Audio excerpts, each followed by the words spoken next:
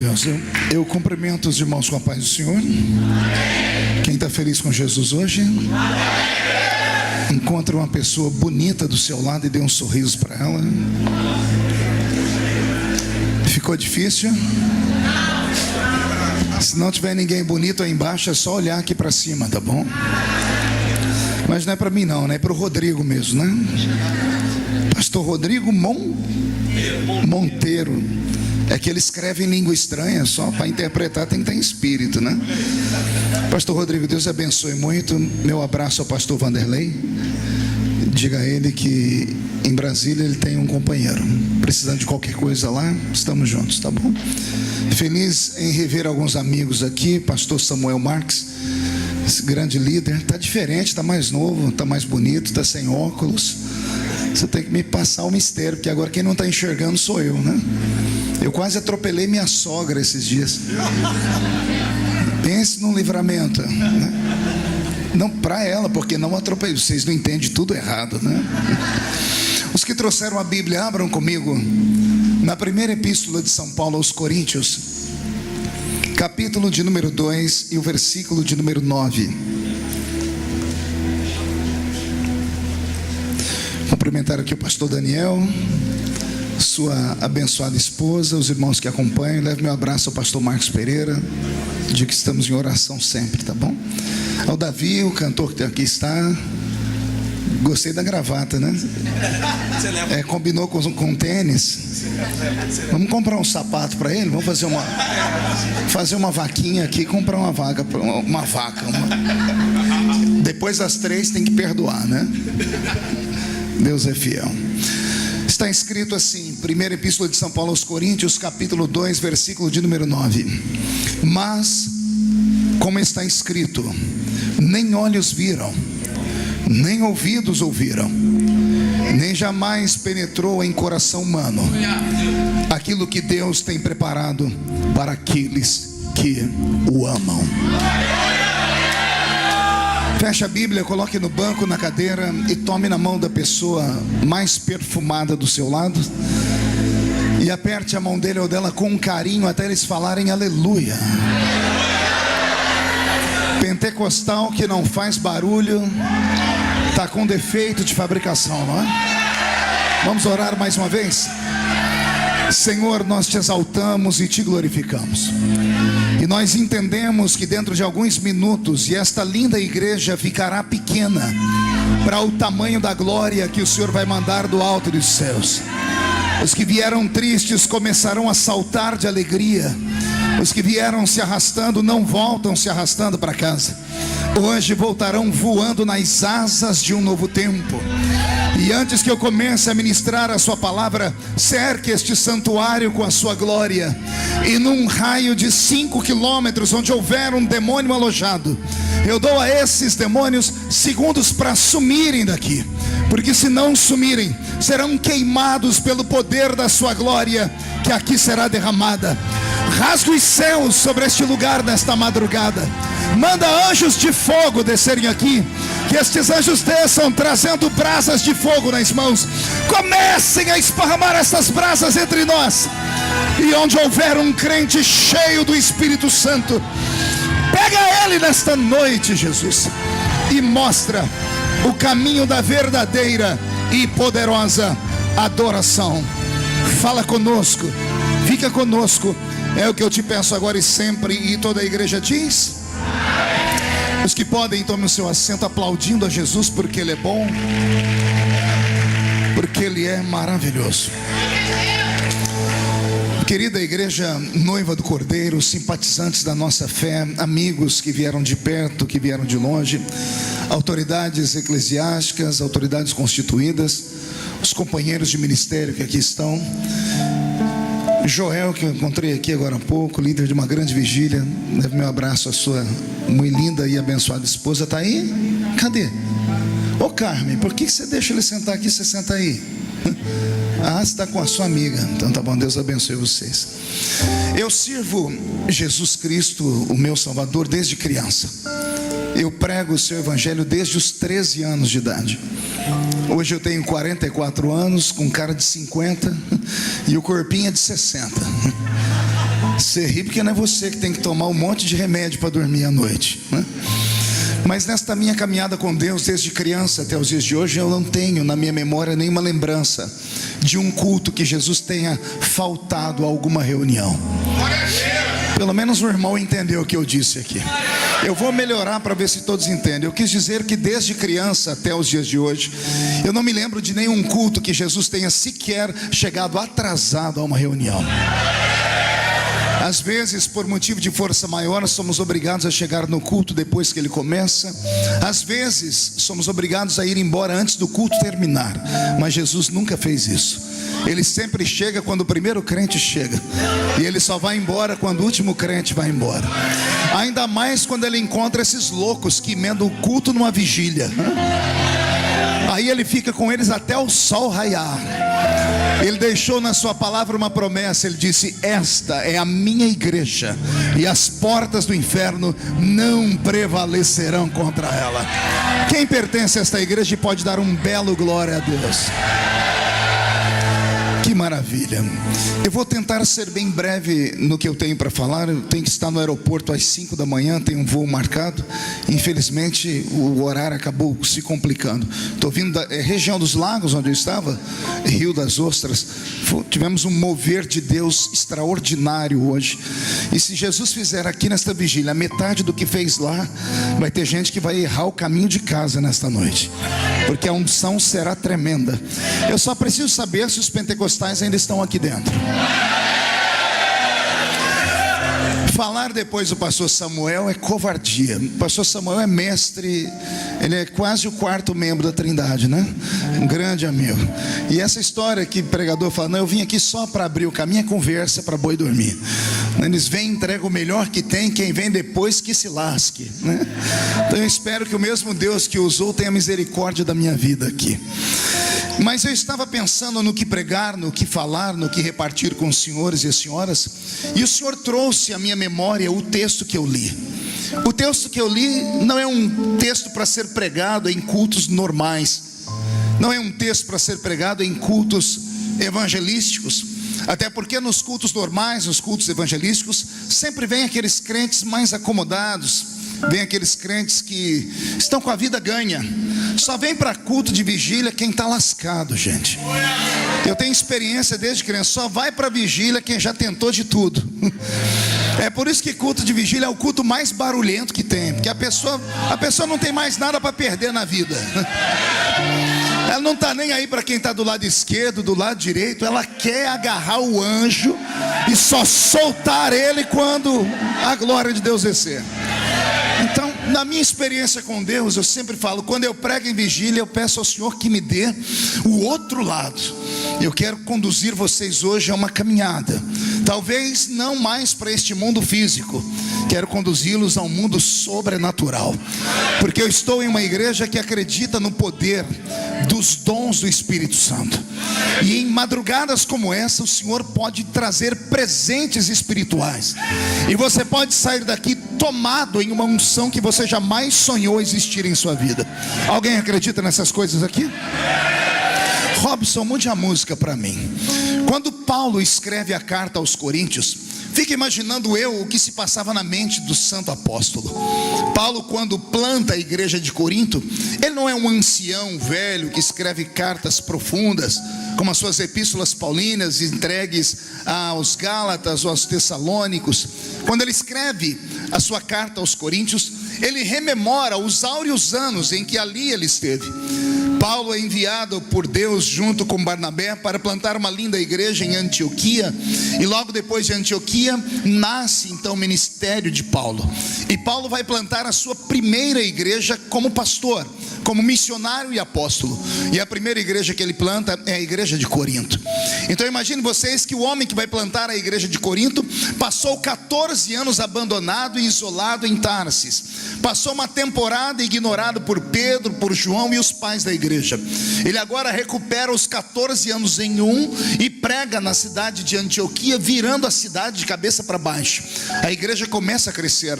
Paulo então começa a ter revelações profundas. Então, quando ele se dirige para a cidade de Corinto, a terceira maior cidade da Grécia Antiga, ele entra em uma cidade onde a sociedade é movida pela filosofia de Sócrates, Aristóteles, Platão. Uma sociedade completamente tomada pelo materialismo, e até o espiritualismo deles era diferente de todos os demais povos. Ora, os gregos amavam um céu que era muito perto da terra. O céu dos gregos era o Olimpo dominado pela tríade de deuses, entre eles Zeus, Poseidon e Hades. E desses três, então, todos os demais semideuses por eles plantados no mundo. Então os coríntios, eles se dividiam entre a materialidade e a espiritualidade. Quando Paulo vai plantar a sua igreja em Corinto, ele está jovem ainda, e ele está cheio do Espírito de Deus. E é para esta igreja que ele começa o ministério carismático. O ministério de Paulo em Corinto é um ministério surreal, é sobre-humano, é sobrenatural. As coisas que aconteceram em Corinto jamais aconteceram em Jerusalém, nem em Antioquia e nem em outras partes mais. Foi só para aquela igreja. Tanto é que quando ele vai escrever uma carta para sintetizar o culto da igreja de Corinto, ele começa a explicar para eles sobre os dons do Espírito, sobre os frutos do Espírito. E então, quando ele revela à igreja o tamanho da apoteose da glória de Deus, aquela igreja deixa de ser uma igreja normal para ser uma igreja sobrenatural. Imagine vocês que para entrar na igreja de Corinto, você não tinha como cultuar sem antes pegar uma senha na porta da igreja. Imagine você, para poder cultuar, ter que pegar uma senha. Pergunte para mim, senha para quê, pastor? Para você saber que horas que você podia profetizar. Porque todos os membros da igreja de Corinto eram profetas. Você não entendeu ainda, eu vou desenhar. Eu disse que todas as pessoas que congregavam em Coríntios eram cheios do Espírito Santo. Vamos imaginar, nós estamos em Corinto agora. Olhe de canto de olho para a esquerda. Esse aí tem o dom de profecia. Olhe da direita. Esse expulsa demônios. Olha o que está atrás. Esse opera com sinais, prodígios e maravilhas.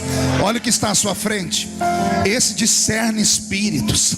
Aquele que está lá no fundo cura os enfermos. Aquele que está no outro lado opera com um dom de maravilhas. Imagine você congregar num ambiente onde todos os crentes transpiravam azeite, onde todos os crentes eram possuídos pela glória do Eterno. Esse é o sonho de Deus para o Rio de Janeiro. Esse é o sonho de Deus para a sua vida nesta noite. Então Paulo planta esta igreja e discerne esta igreja, ele desvenda o céu. Mais tarde, quando ele volta a conhecer a igreja de Corinto, ele percebe que a igreja começa a sair daquela fase de igreja menina e começa a se tornar uma igreja madura. E todo ser humano, todo ser vivo, quando sai da fase de menino para adulto, ele acaba perdendo boa parte da sua essência. Ele acaba perdendo boa parte da sua simplicidade, da sua crença. Talvez tenha sido por isso que lá em Apocalipse o Senhor tenha reclamado com uma igreja: tenho contra ti, porém, que deixastes o primeiro amor de lado. Porque o primeiro amor é aquele amor que você ama sem esperar nada em troca. É o amor que te faz subir o monte, que te faz ir às vigílias, buscar a Deus, acreditar, jejuar, orar até abrir o céu. Era você, quando não falava em línguas, orava e pedia e queria falar em línguas todos os dias, até que recebeu o batismo com o Espírito Santo. E aí depois parou no meio do tempo, porque faltou alguém te ensinar o que era o batismo com o Espírito Santo de verdade. Mas quando Paulo ensina a igreja de Corinto, ele dá a ela um norte do céu. O tempo passa, a igreja deixa de ser menina, fica mais madura. Paulo começa a descobrir que o culto de Corinto, dos coríntios, já não era mais o mesmo. E então ele escreve esta carta. E aí no capítulo que eu li, no versículo 9, Paulo diz assim aos coríntios, ele está querendo dizer a seguinte palavra: Deus ama todos da igreja. Só que a todos que estão aí dentro, eu posso dizer que Deus tem um sentimento diferente. Deus gosta de alguns, mas tem uns entre vocês que Ele é apaixonado. Só que quando ele vai revelar aqueles por quem ele é apaixonado, Paulo desequilibra qualquer ser humano normal. Pergunte por quê? Ele segrega um grupo no meio da igreja. Ele diz assim: Deus é apaixonado só por gente maluca. Deus gosta dos normais, mas Deus tem um amor por aqueles que são loucos. Deus gosta dos equilibrados, mas Deus ama aqueles que são da pá virada. Está entendendo mais ou menos isso? Deus gosta dos normais, mas Deus é apaixonado por aqueles que são vibrantes, anormais, barulhentos. Deus é apaixonado por eles. O versículo 9 do capítulo que eu li, num desenho científico, Paulo está dizendo que Deus ama gente esquizofrênica, gente maluca. A esquizofrenia é uma doença mental. Todo ser humano tem a sua psique, e a psique humana, ela é sustentada por um tripé. Toda mente humana, ela é sustentada por 3 perninhas. Quando uma das perninhas tombam, a mente humana se dissolve, a pessoa fica louca. Por exemplo, todo ser humano normal só vê o que todo ser humano normal vê. Quando um ser humano vê o que ninguém está vendo, alguém diz: você precisa ir ou num centro espírita, ou lá naquela igreja, ou você vai para o hospital. Todo ser humano normal só ouve o que todo ser humano normal ouve.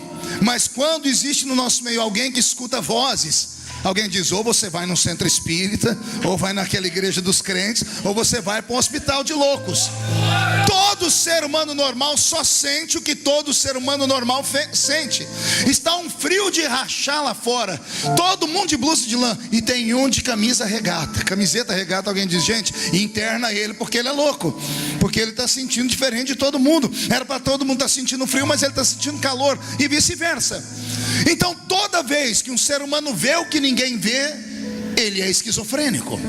Quando ele ouve o que ninguém ouve, ele é esquizofrênico. E quando ele sente no sentido contrário, ele é esquizofrênico. E a esquizofrenia é tida como uma patologia horrível. Ninguém quer ficar do lado de um louco. Aí Paulo, quando escreve aos Coríntios, ele diz: Deus gosta dos normais, mas ele ama os esquizofrênicos. Está aqui. Olha o que ele diz: aquilo que os olhos não viram, aquilo que os ouvidos não ouviram, aquilo que não subiu ao coração humano, é o que Deus tem reservado para aqueles que Ele ama. Deus ama. Eu quero, com todo respeito, pedir àqueles que são normais que não me levem a mal, mas eu vim nesta madrugada pregar só para gente louca aqui dentro, porque só loucos entendem a linguagem que eu tenho para pregar. Respire fundo aí, venha comigo numa viagem. Quando Deus criou a raça humana, Deus deu ao homem 5 talentos. Quantos talentos eu disse? Deus deu 5 talentos que a ciência colocou o nome de serem sentidos. Seriam 5 sentidos. Entenda que estes 5 sentidos Deus não deu a todas as criaturas por Ele criado. Deus não criou só homens, Deus criou anjos e criou animais irracionais. Nem anjos e nem animais irracionais têm os 5 sentidos. Somente o homem tem os 5 sentidos. Quais seriam eles? Visão, audição, tato, paladar e visão. Repetindo: visão, audição, paladar, tato e olfato. Só assim que eu nunca me troco, eu tenho que ir apontando os dedos.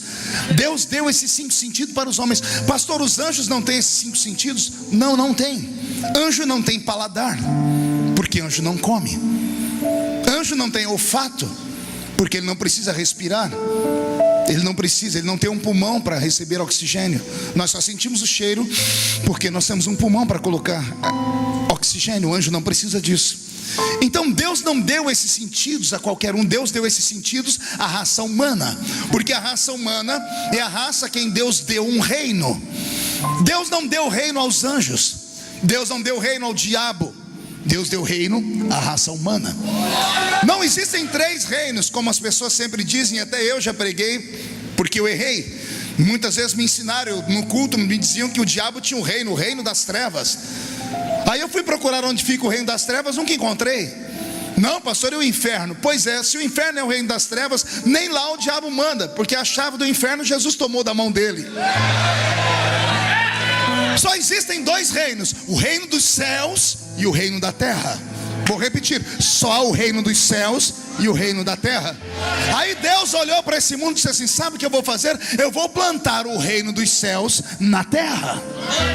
Jesus entrou nesse mundo dizendo o quê? Eis que eu vos trago o reino de Deus. O reino de Deus está implantado nesta terra. Então o diabo morre de ciúmes de mim, de você, de Deus, de tudo aquilo que Deus fez, porque só existe o reino dos céus e o reino da terra. Então, para esses dois reinos, Deus deu aptidões e habilidades espirituais e habilidades materiais. A matéria funciona na matéria, o espírito funciona no espírito. Demônios, por mais forte, poderosos que são, não podem atuar neste planeta, a não ser que os donos do planeta permitam. Você sabia disso? Vou repetir: pode ser o maior de todos os demônios, pegue uma potestade maligna, pegue o maior deles, o todo poderoso deles. Se ele chegar aqui agora e tentar tocar em mim, ele não consegue, porque ele é etéreo, ele é eterno, ele é espírito, ele é translúcido, ele não é deste mundo, ele não tem átomos. Os átomos é que criam a matéria. A matéria é um presente de Deus para nós, para a raça humana. O diabo odeia o ser humano por causa disso. O diabo tenta nos imitar, porque ele tem ciúmes de nós. Pastor, como assim? Ninguém me falou isso. Pois o diabo tem ciúmes de você, e eu provo isso para você. Alguém aqui já passou perto de uma encruzilhada alguma vez? Quem já passou perto de uma encruzilhada? Alguém lembra do sacrifício que estava na encruzilhada? Desenha para mim, o que tinha lá? Galinha, farofa, cachaça, caldo, carne, vai, charuto, vela, pipoca. Pronto, todo mundo já viu. Pois bem, então escute bem. O diabo pede esse sacrifício aos seus cavalos, e as pessoas que o amam vão e entregam para ele. Engraçado, ele é espírito, mas ele pede matéria. Ele é espírito, mas pede matéria. A matéria é dada para ele, sim ou não? Sim. Quando as pessoas vão embora, os demônios dizem: ó, grande Lúcifer, olha como eles te amam, te deram tudo aqui. Então, olha, tudo isso é para você. E o diabo se sente o cara. Só que olha a desgraça. Ele olha e olha e olha e olha. Ele não consegue levantar um grão de farinha. Se ele tentar pegar, ele não toca, ele é espírito. E se ele colocar na boca, ele não sente sabor, porque Deus não deu paladar a ele. Ele não sabe o cheiro e o perfume que tem a comida, porque isso Deus deu a mim, deu a você, não deu a ele. Não, você quer virar esse lugar do avesso? Respire fundo aí. O Todo-Poderoso do inferno está olhando o sacrifício com os olhos, lambendo com a testa. Aí de repente chega uma criaturinha desse tamanhozinho assim, uma formiga. A formiga chega no sacrifício dele, ela põe nas costas um grão de farinha e vai embora. E o diabo perde para uma formiga. Mas tem coisa pior, pergunte o quê? Aquele cachorro que ninguém quer, lazarento, rabugento, fedido, cheio de mosquito em cima dele, todo mundo chuta o infeliz. O Todo-Poderoso do inferno olha o diabo chegar perto do sacrifício, o cachorro abocanha o frango, a galinha, pega tudo e leva embora, e o diabo não pode fazer nada. Mas tem coisa pior do que isso, pergunte o quê? Aquele bebum que ninguém dá nada por ele, aquele cracudo que ninguém dá nada por ele, que ninguém consegue fazer nada por ele. Ele chega no sacrifício do diabo, pega o litrão e manda para dentro. E o diabo perde até para uma formiga, o diabo perde para um cachorro e perde para um bebum. E ele vai querer enfrentar você? Dá na cara dele! Dá na cara dele!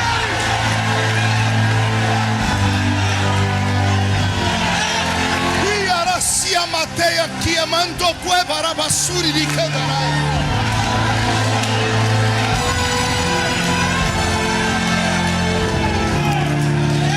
Segura aí.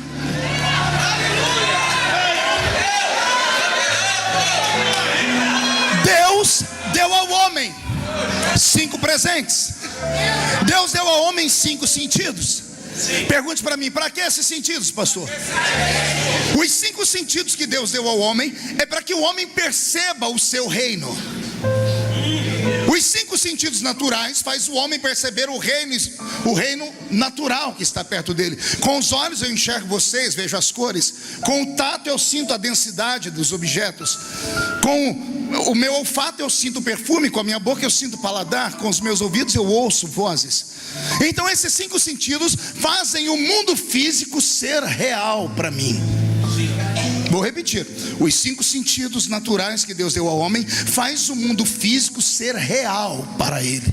Amém até aqui? Amém. Se ajeite na cadeira. Existe um grupo de seres humanos a quem Deus foi tão benevolente e apaixonado que Ele deu a eles um sentido extra, chamado de 6º sentido. Aleluia! Que as mulheres acham que elas que detêm o 6º sentido, porque elas sabem quando o homem acorda, sabe como é que ele está, como não está. Mas não é nada disso, senhoras. O 6º sentido é um presente de Deus para alguns seres humanos, não para todos, mas para alguns. E o que é que ele faz? Pergunte para mim, o que é que ele faz, pastor? Ele faz o mesmo ato dos outros 5, só que num sentido contrário. Se os 5 sentidos naturais faz o mundo físico ser real para o homem, o 6º sentido faz o mundo espiritual ser real para o homem. Por que é que você acha que numa reunião como essa, você olha para a esquerda, tem um irmão pulando, gritando, fazendo as suas coreografias, e você olha do outro lado, a pessoa está babando de sono? Por que você acha que enquanto o pregador prega, uns dá grito, pula e os outros roncam? Por que você acha isso? É simples, é porque nem todos têm o 6º sentido. É simples, é só isso. Pastor, isso aí é conversa para boi dormir. Leia a carta aos Coríntios, você vai ver Paulo dizendo assim: quando eu preguei em Corinto, eu encontrei 3 tipos de pessoas. Eu encontrei o homem natural, o homem carnal e o homem espiritual. Olha o tamanho da bagaça. Eu encontrei o homem natural, o homem carnal e o homem espiritual. Quem são os 3? O homem natural é aquele que nos visita pela primeira vez. O homem natural é aquele que nasceu só uma vez. Ai, Jesus. O homem natural nasceu quantas vezes? E o homem espiritual? 2. O homem natural nasceu e o homem espiritual. Agora a pergunta que não quer calar: por que a gente tem que nascer de novo? Ah, pastor, a gente tem que nascer de novo para a gente se tornar filho. Ora, Deus poderia muito bem ter nos adotado. O filho adotado também é filho, é chamado de filho do coração. Sim ou não? Sim. Mas Deus não queria te adotar. Deus queria que você nascesse de novo, porque todas as vezes que nasce um ser, esse ser nasce com características genéticas da família. Ai, meu Deus, posso caminhar por aqui? Todas as vezes que nasce um ser, esse ser nasce com características genéticas da sua família. A pessoa que nasce herda características genéticas do pai e da mãe: cabelo, olhos, perna, braço, cor da pele, biologia pura. Então quando Deus disse: eu quero que você nasça de novo, Ele quer que você nasça de novo para que você passe a herdar características genéticas do seu novo pai. Não entendeu? Eu vou desenhar de novo. Deus diz assim: aquele que aceita o meu filho como salvador, eu quero que nasça de novo. Eu não quero te adotar, eu quero que você nasça para você herdar características genéticas minhas. Eu quero que você herde características genéticas minhas. Pastor, só pode dar um exemplo de uma característica genética que eu herdei de Deus Pai? É claro que eu posso. Por exemplo, você lembra antes de você ser crente como você era? Todo mundo pisava em você, você andava de cabeça baixa, você se sentia o verme do carrapato, com depressão, opressão. Era uma coisa horrível. Você chorava quando alguém perguntava se você tinha pai, você dizia nem mãe. Você queria se matar a toda hora. A pessoa aceitava um cabresto em cima dela, aceitava as pessoas pisarem em cima dela. Você era um ser humano sem sentido na vida. Bastou virar crente, agora não aceita mais nada de derrota. As coisas começam a apertar, ao invés de você ir dormir para casa, se trancar num cantinho, olha você aqui na vigília gritando. Ora, o que é isso? Deus nunca aceitou derrota. Você é filho de Deus, você herdou essa característica dele. A derrota nunca vai tocar você. Nunca vai tocar você. Deus nos deu características espirituais. Que pena que a igreja está perdendo isso. Que pena que nós passamos tanto tempo num culto, às vezes como esse ou em outros, e falamos tantas coisas ruins, falamos tantas coisas sem sentido, atacamos as pessoas gratuitamente, batemos em pastor, batemos em itinerante. O pobre do itinerante é um saco de pancada. O pobre do itinerante não presta para nada, coitado. Só presta para ir pregar na igreja e levantar o moral do povo. Quando vai embora, todo mundo espanca ele. Quem fala de itinerante é porque morre de inveja dele.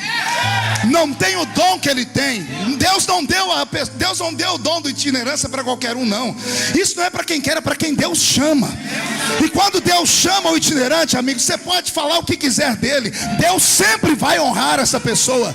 Porque a chamada do itinerante não vem da horizontal, ela vem da vertical. Mas voltando, tantas coisas boas para falar, e nós estamos nos perdendo. E ao nos perdermos, nós não deixamos nenhum tipo de legado para os jovens que estão vindo por aí. Os nossos filhos já não tem mais espiritualidade dentro deles. A nossa juventude é uma juventude completamente perdida. Os crentes entram dentro de uma igreja como essa ou em outras, vêm para ouvir algumas mensagens que massageiam os seus egos. Eles postam no Facebook: vou hoje no culto para ver o que Deus tem para mim.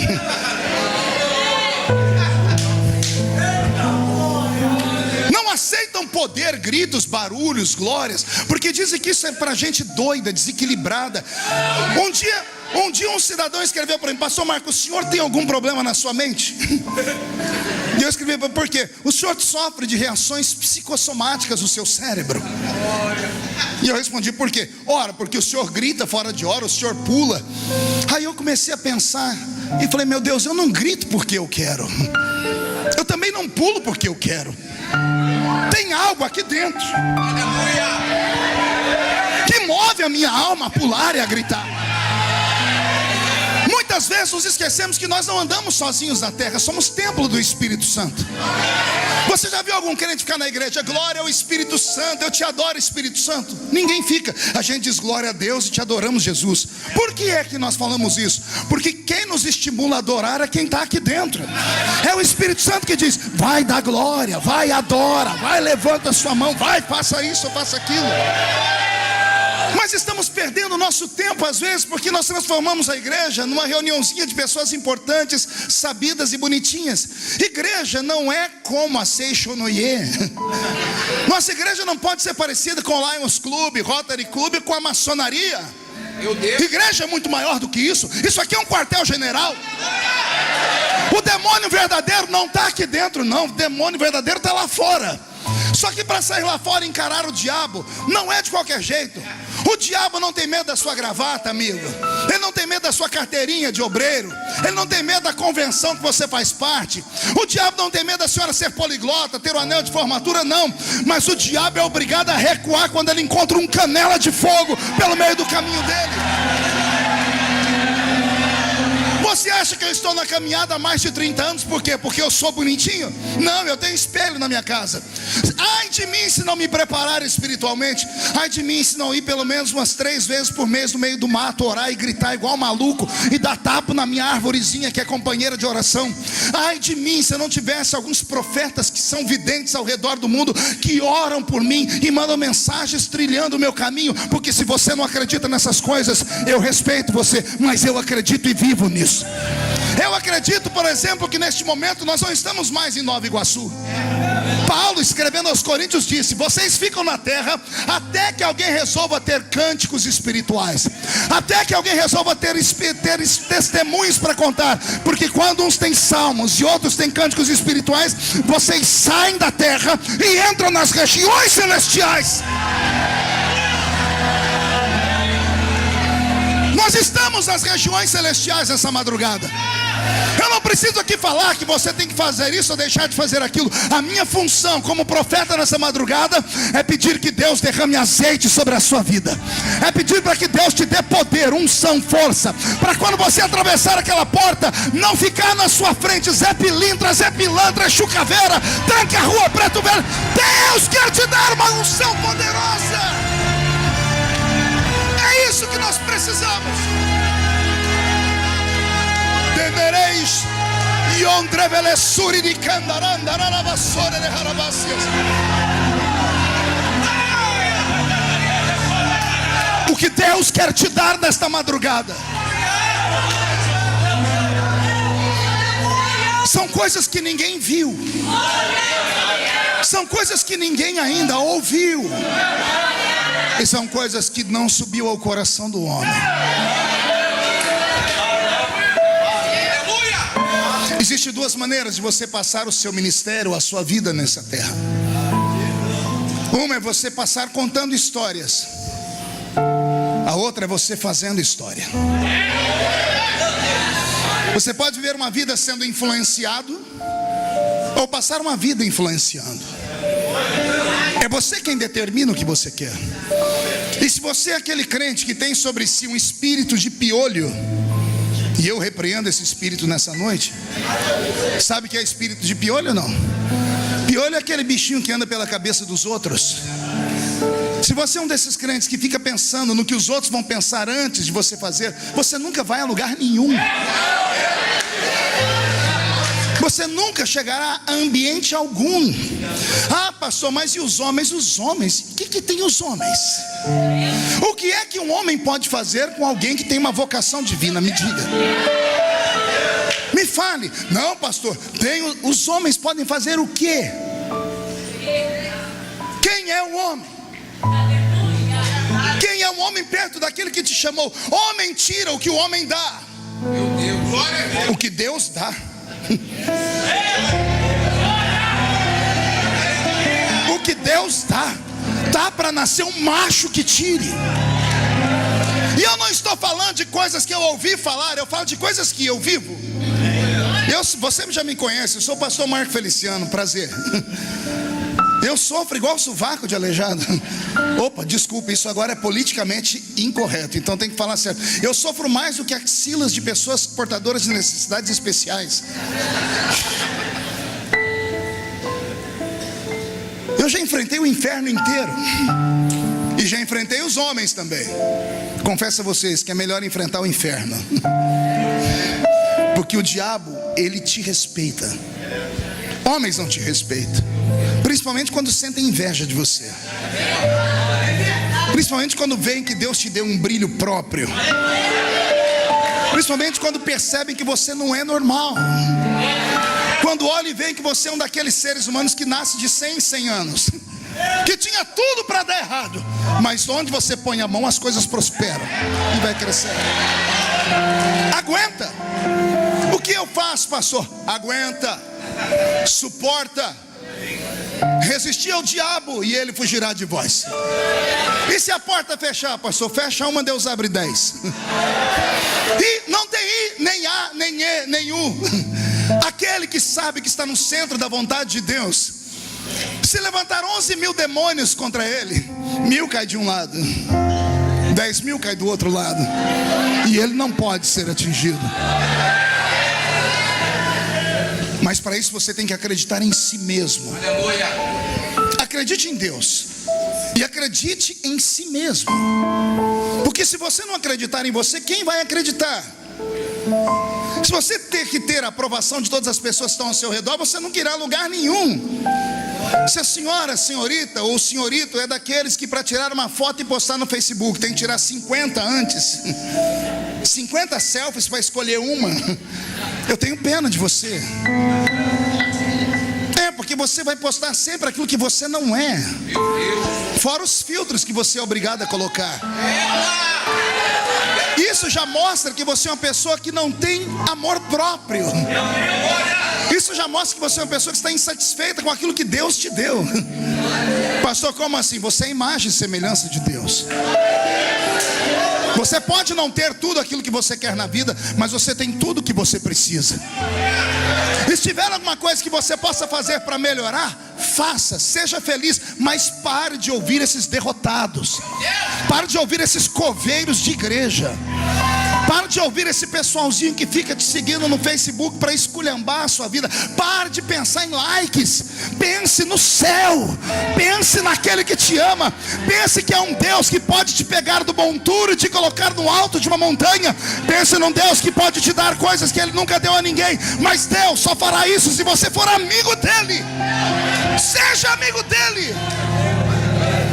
Eu estava em Brasília dia desses, estava passando num corredor, tinha uma comissão funcionando. Os deputados me viram e me chamaram: ô pastor Marcos, o senhor pode entrar aqui? Eu falei: posso. Cheguei lá, tinha uns deputados, eu falei: pois não. Um deles falou assim: ô pastor, o senhor pode fazer uma reza brava para nós aqui? E eu falei: tem que ser braba? Ele falou: tem. Então vamos fazer uma reza braba. Juntei eles, fizemos uma rodinha, peguei na mão, começamos a... Falei: vamos rezar. E fiz aquela oração de crente de monte, sabe? Você grita, pula, fala em línguas. Eu de abrir o olho de vez em quando, tinha uns que faziam assim, opa! E orando, e foi. Quando eu terminei de orar, soltamos as mãos. Uns estavam assim, ó. Nossa, arrepia tudo a gente. Um falou: pastor, seu santo é forte, né? Falei: você não sabe quão forte é o meu santo.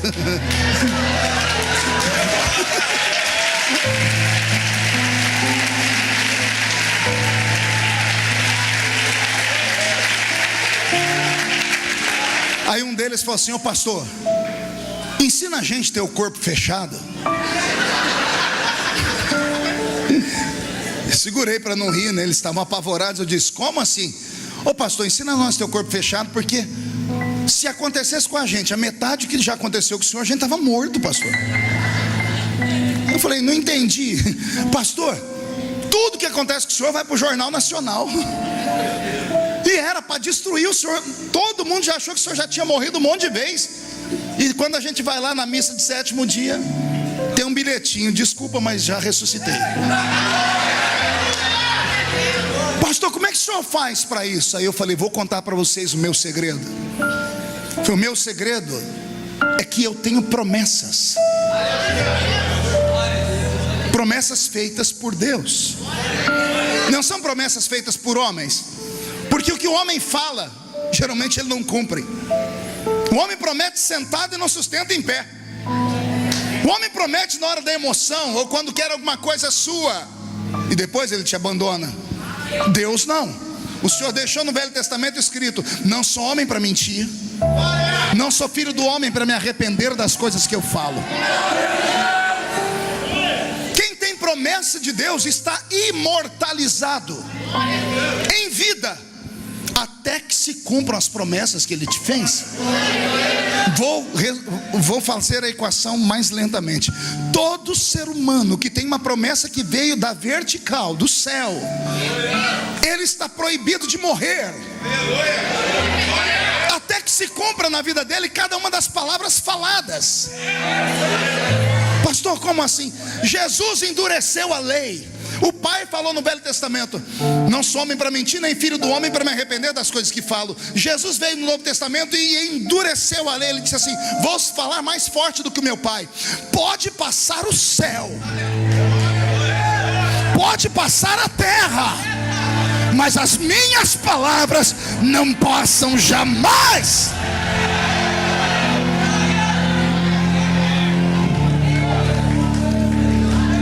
Aí uns deputados falaram: pastor, como é que faz para a gente ter essas promessas? Eu disse: na cidade de vocês tem igrejas? Aí um falou: nossa, tem uma igrejona. Ela falou: não, já começou errado. Falei: tem alguma igreja, deixa eu desenhar, tem alguma igreja pequenininha e barulhenta? Aí um levantou: na minha lá tem um povo que grita sem parar. Eu falei: é nessa que você vai. Mas pastor, por quê? Eu falei: por que não? Você não quer receber o que eu recebi? Vai nessas igrejinhas, daquelas irmãzinhas do coque, daquele povo que só tem 2 dentes na boca, o zagueiro e o atacante, analfa de pai e beta de mãe, e senta lá no meio daquela igrejinha. E o que é que eu faço, pastor? Não precisa fazer nada, só entra e senta.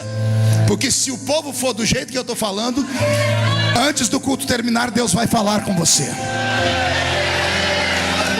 Se eu estivesse pregando no norte, no nordeste, no sudeste do meu país ou no sul, eu teria dificuldades de explicar o que eu estou explicando aqui. Mas eu estou pregando no Rio de Janeiro. Esse povo não é normal. Carioca não é normal. Fluminense não é normal. A igreja carioca é a igreja mais poderosa do Brasil. Eu sou de São Paulo, você também, Samuel. Você sabe que eu estou falando é verdade. Porque vocês aqui lidam com a violência diária. Vocês lidam com demônios diários. Vocês lidam com situações horríveis. O Rio de Janeiro está falido. O Rio de Janeiro passa por um problema de caos. Está acabado. E para ser crente aqui tem que ser 10 mil vezes mais crente do que em qualquer outro estado do Brasil. Agora veja só, é de um lugar como esse, onde abundou o pecado, que vai superabundar a graça. É de um lugar como esse que Deus pode levantar o herói que o Brasil precisa.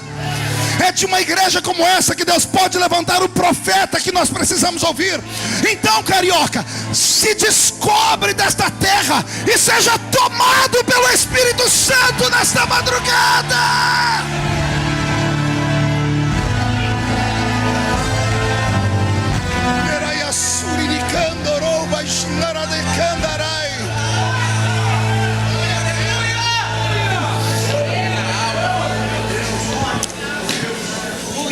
Eu me reuni com a minha família dia desses, estava em oração, sentei na minha cama, minha esposa ficou do meu lado e veio minhas 3 filhas.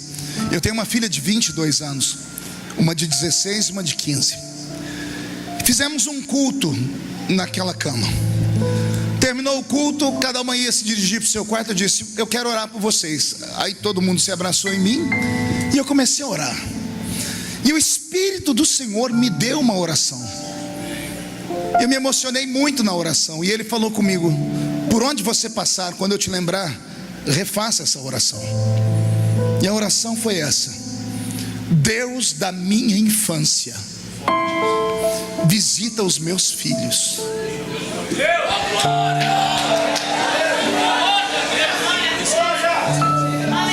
Deus da minha infância. Quem é o Deus da minha infância? O Deus da minha infância é o Deus do salãozinho pequeno. É o Deus do pandeiro e da sanfona. É o Deus do presbítero barrigudo com a gravata por cima da barriga. É o Deus da harpa cristã. É o Deus do hino 15 da harpa. Ó, como cego eu andei e perdido eu vaguei, longe, longe do meu Salvador. É o Deus dos folhetinhos que eu entregava no ponto de ônibus. É o Deus dos cultos ao ar livre, com um microfonezinho ligado numa caixa de som, uma caixa ligada numa bateria de carro. Era o Deus que me fazia ir na rodoviária de Ribeirão Preto e pregar no meio dos drogados e prostitutas, quando eu era só um moleque. O Deus que me fazia acreditar em profecias, que me fazia respeitar pastores, que quando me fazia entrar na igreja não me deixava quieto se eu não chegasse pelo menos 10 minutos antes do culto começar, para dobrar o meu joelho e orar. Porque chegar depois que o culto tinha começado era uma vergonha para a gente. Era o Deus que me surpreendia em todo o culto. Cultos que eu não queria que acabasse. Cultos que eu nunca troquei pelo Jogo do Brasil. Cultos que eu nunca troquei pelo Big Brother. Cultos onde aquelas irmãzinhas que mal sabiam ler e escrever falavam para mim: se você acreditar, Deus vai te levantar nessa terra. O meu sonho é que o Deus da minha infância invada esta igreja nesta noite e tome o seu coração na mão dele, garoto. E tome o seu coração na mão dele, moça. Porque o meu tempo já está passando. Alguém pode dizer que eu sou novo ainda, com 44 anos, mas eu sou rodado demais. 80 países do mundo, 4.000 cidades do meu Brasil, 20 milhões de DVDs esparramados em 3 idiomas, 20 livros escritos, deputado federal. Minha barba está branca, eu não tenho mais força para pregar, meu pulmão já não aguenta mais. Eu encosto e durmo em qualquer lugar que eu encosto. Não estou reclamando, Deus sabe disso. Mas eu fico pensando, e a próxima geração? Como será? De onde vem? Que Deus eles vão pregar? Que experiência vão contar? Nossos púlpitos estão se transformando em picadeiros. As pessoas vão para a igreja para dar gargalhada de alguém que sabe falar bonitinho. Estamos trocando o evangelho verdadeiro por mensagens de autoajuda. E se você quer mensagem de autoajuda, por favor, não precisa vir à igreja. Economize tempo, vá a uma banca de revista e compre o último livro do Dr. Lair Ribeiro, 57 razões porque mesmo vesgo eu pareço Brad Pitt. Vai lá, compra um livro desses. Aqui não é lugar de autoajuda, aqui é lugar de ajuda do alto. E o que tem que descer do alto é o poder do Espírito Santo. E se o Espírito Santo tomar o seu corpo nesta noite, as suas mãos podem curar os enfermos. Onde a planta do seu pé pisar, o Senhor te dará por herança. Quando você abrir a sua boca, o Senhor expulsará os demônios. A sua sombra pode levantar paralíticos. Eu prego para uma geração que pode ser usada. Reage!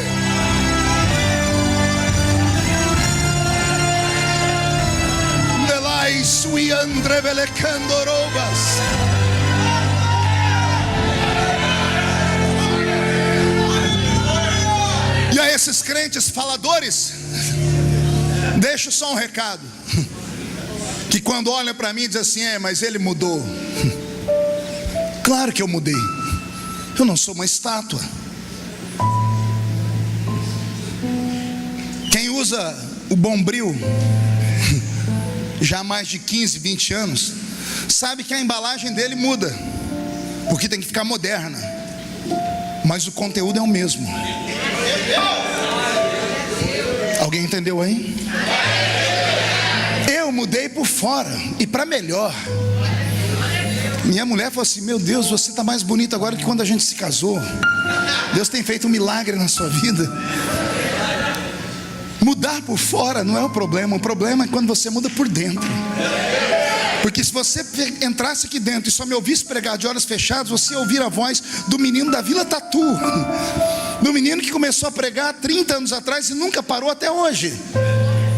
Mas nós medimos as pessoas pela roupa, pela aparência, medimos as pessoas por momentos únicos, esquecemos tudo que a pessoa fez. Esse é um defeito que a igreja tem. A igreja tem um defeito maligno. Faça 99 coisas boas e vão te chamar de anjo. Depois faça só uma coisa ruim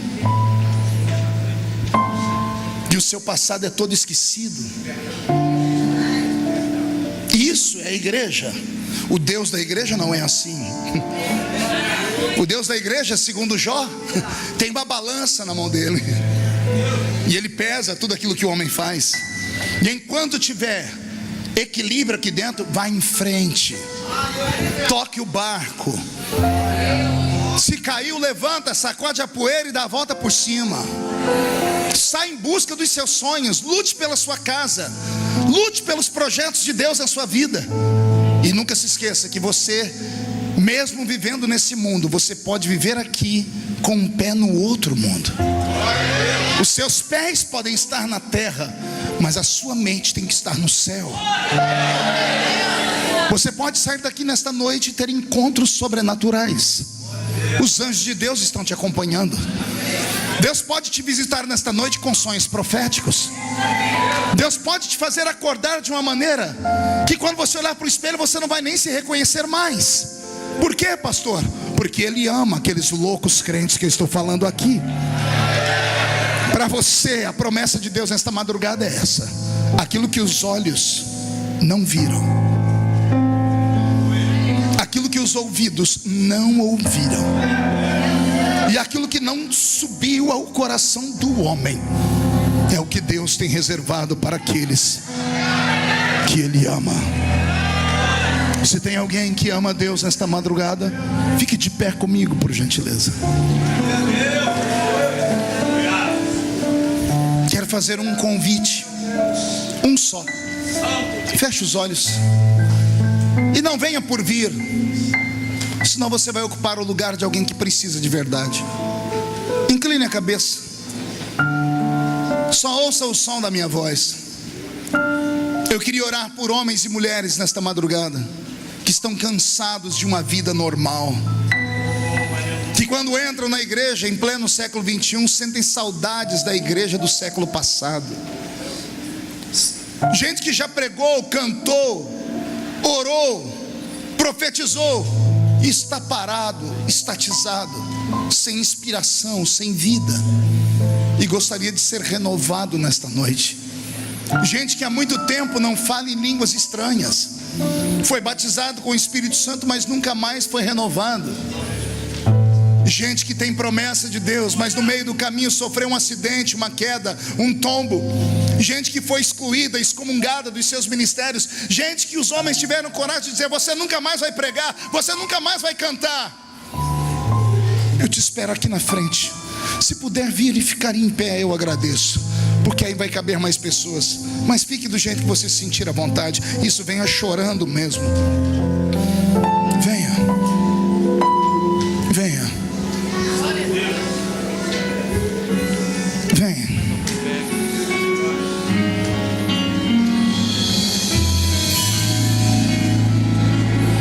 Deus vai mudar seu coração nessa madrugada. Circunstâncias dizem que não dá, falam que você está tão perto de parar. Coração valente, é assim que quero hoje te chamar. Cadê o som do playback, meu amigo? Na guerra se ferir. Vem, eu estou te esperando. Chegue bem perto aqui. Chegue mais perto, dê um passo à frente. Às vezes pensa em fugir.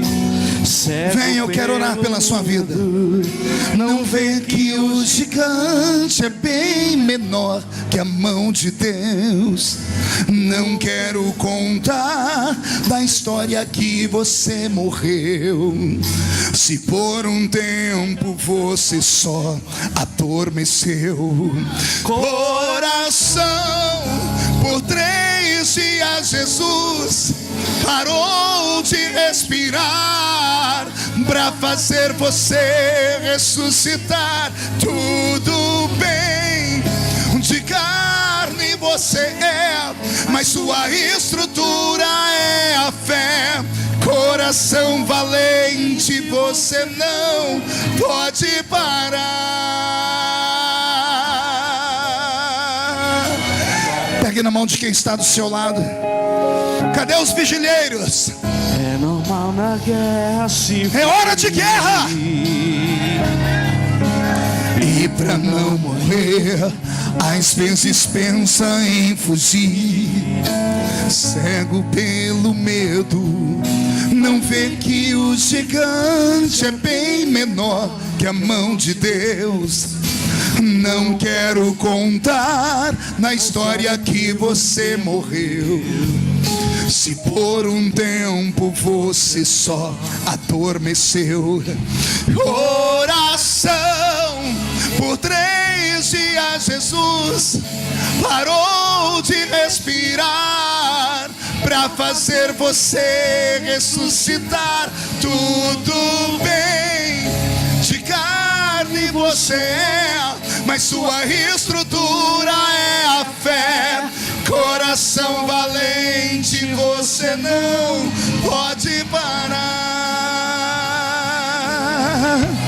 Senhor, abre o céu sobre esta igreja nesta hora.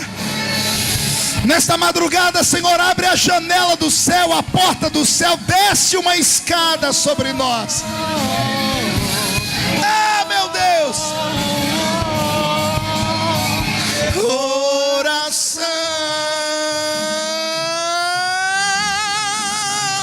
Coração, por 3 dias Jesus parou de respirar para fazer você ressuscitar. Tudo bem, de carne você é, mas sua estrutura é a fé. Coração valente, você não. Coração Jesus parou de respirar para fazer você ressuscitar. Tudo bem, de carne você é, mas sua estrutura é a fé. Coração valente, você não pode parar. Incline a sua cabeça e aperte a mão do seu irmão com força. Meu Deus, estamos em guerra nesta madrugada. Eu tenho duas igrejas aqui reunidas. Eu tenho uma igreja que está com a vida no altar, que está cheia do Espírito Santo, que está em conformidade com a sua palavra e está tomada pela sua fé. Mas eu tenho uma outra igreja, Senhor, que está machucada. Esta igreja saiu do meio do povo e veio à frente do altar. Homens e mulheres vencidos no dia a dia. Talvez, ó Deus, vencidos porque são perseguidos, talvez porque a fé se esvaeceu. Eu não sei o que aconteceu, Senhor. Eu só sei que o Senhor hoje vai mudar a vida deles. Pai, se tu estás nesta vigília como eu penso que estás, abre o céu sobre nós agora e comece a trovejar a sua glória sobre nós. Traz sobre este lugar o poder da sua palavra, transformada em unção. Renova aqueles que há muito tempo não falavam em línguas estranhas.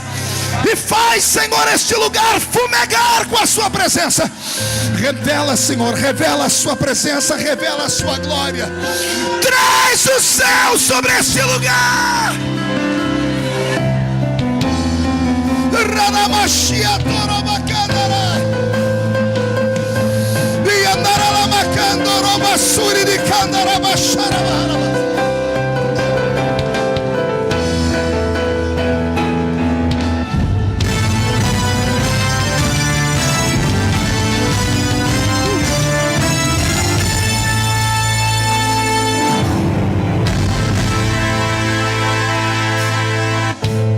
Deus de Israel, eu sei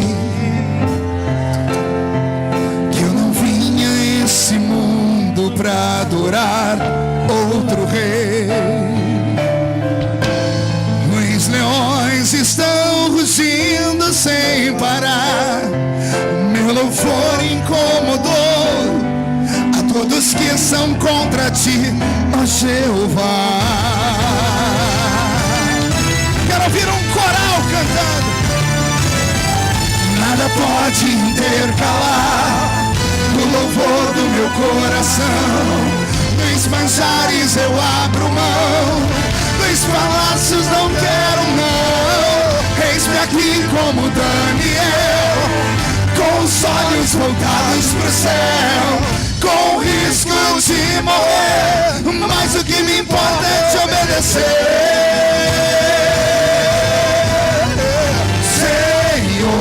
Não vou dividir a minha adoração. Exclusivo é o meu coração. Vivo só pra ti, não abro mão do céu. Até diante da morte, eu prefiro ser fiel. Levante a mão direita pro céu comigo. Diga comigo: todos os demônios que lutaram contra a minha vida, contra a minha fé, eu ordeno, venha para a palma da minha mão agora. Feche a sua mão com força. Eu vou contar até 3, você vai jogar no chão e vai pisar em cima. E aí você vai abraçar 7 pessoas e vai dizer a elas: nesta madrugada Deus está te dando a unção de Daniel, a unção para vencer o diabo e tocar os céus. 1, você nunca mais será o mesmo. 1,5, sua família vai sentir orgulho de você de novo. 2, quem viver verá para ver onde Deus vai te colocar. 2,5, Nova Iguaçu será chamada de capital do avivamento no Rio de Janeiro. 3, jogue no chão, pise em cima. O louvor do meu coração. Eu abro mão. Abrace, abrace, abrace, abrace.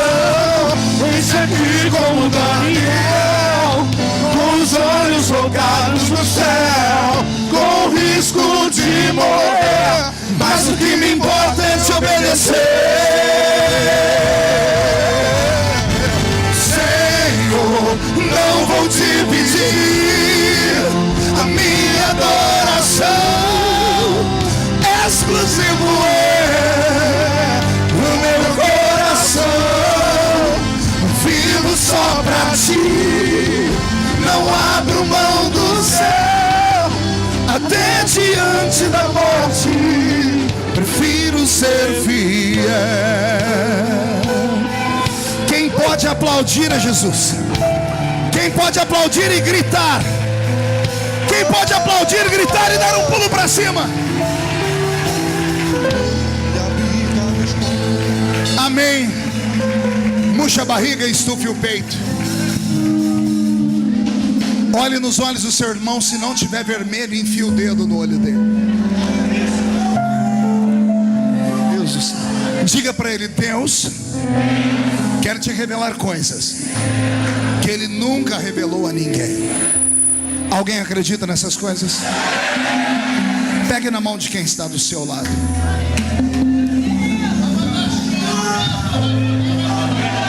Eu quero agradecer.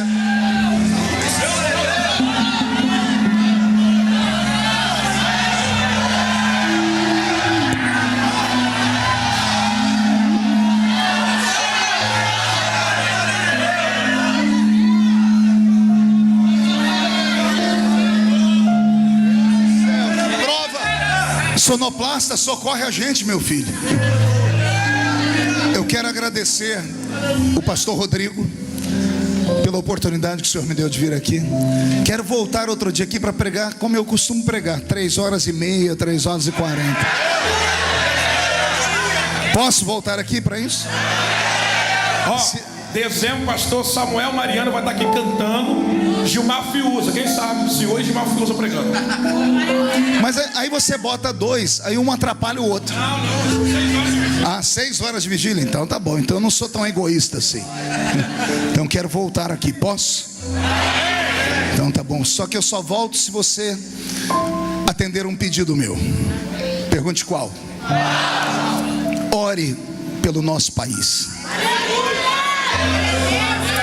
Mas ore com intensidade. Não faça como a maioria dos brasileiros estão fazendo. Não amaldiçoe o seu país. A Bíblia diz para orar pelas autoridades constituídas. A Coreia do Sul, na década de 1950, 80% da população passava fome por causa da guerra. Quem reverteu o sistema de maldição na Coreia do Sul foram as igrejas que aprenderam a buscar Jesus na madrugada. Oração na madrugada. Foi na madrugada que Deus abriu o Mar Vermelho para Israel passar. A madrugada, eu costumo dizer que a fila é menor. Enquanto a maioria dos crentes estão dormindo, tem esses loucos orando aqui. Isso aqui tem peso no céu. Isso aqui tem peso no céu. Então vamos orar pelo nosso país. Semana passada nós tivemos uma votação em Brasília que custou demais da conta. Você deve ter acompanhado em casa. Deve ter um monte de gente aqui que deve ter me xingado até. A revolta que nós estamos sentindo é algo que nunca foi visto no Brasil. O Brasil está dividido. O brasileiro era um povo feliz, alegre, amigo. Hoje senta 5 pessoas, são amigas, daqui a pouco sai no tapa. Brancos brigam com negros, gays brigam com quem não é gay, crente briga com ateu, pobre com rico, patrão com empregado, índio com roceiro. Estamos vivendo um momento de divisão na nossa nação. E isso não pode acontecer mais. Tudo isso, a culpa é nossa. Quem colocou o governo aí foi o Brasil. Eu não votei nem em Dilma nem em Temer. Eu passei o mandato inteiro explicando para o Brasil o que é o PT. Mas mesmo falando, parece que ninguém nunca quis ouvir. Até que nós conseguimos arrancar o PT do governo. Graças a Deus que tiramos isso. O Brasil era para ser uma Venezuela hoje. Era para estarmos hoje entrando num regime totalitário. Aí alguém diz: pastor, mas e o Temer não é corrupto? Eu não sou leviano de acusar aquilo que eu não vi. Todavia, que ele é inocente, eu sei que não é. É ruim com ele, pastor. Só que é pior sem ele agora. Nós já derrubamos um presidente. Pergunte qual foi o custo disso.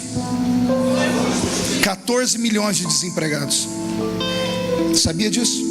Quando um presidente da república ele é deposto, você atrapalha o comércio internacional. Todos os investidores retiram os seus investimentos, porque eles têm medo do país virar um país totalitário e perder tudo que tem. 14 milhões de desempregados.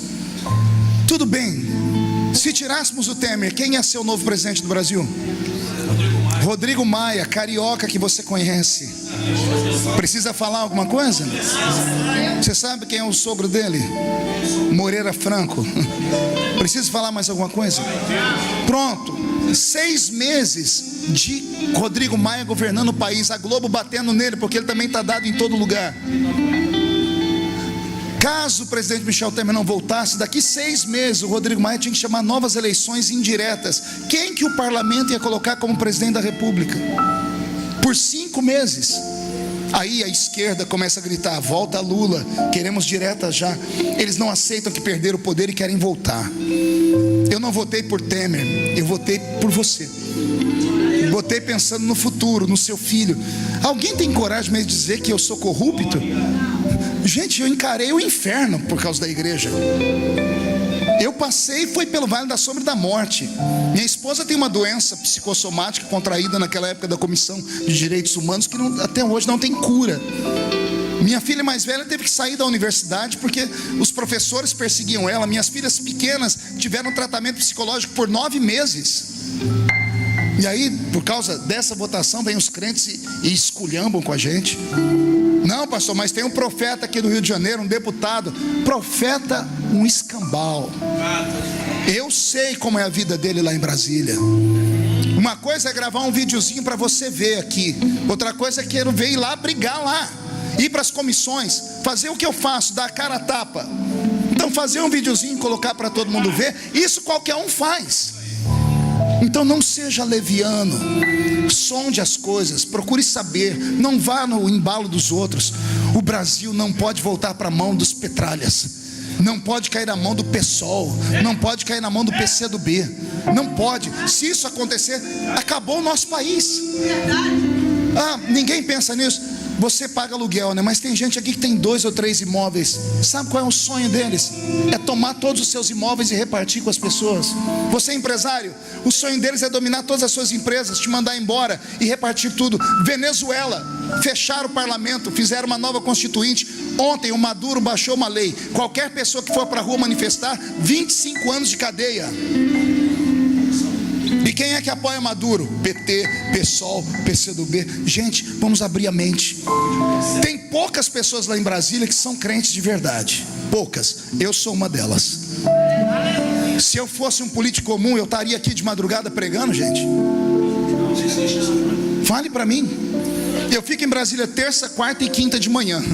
Quinta noite eu saio para pregar, volto para casa só domingo, porque eu sou pastor de igreja, sou presidente de um campo.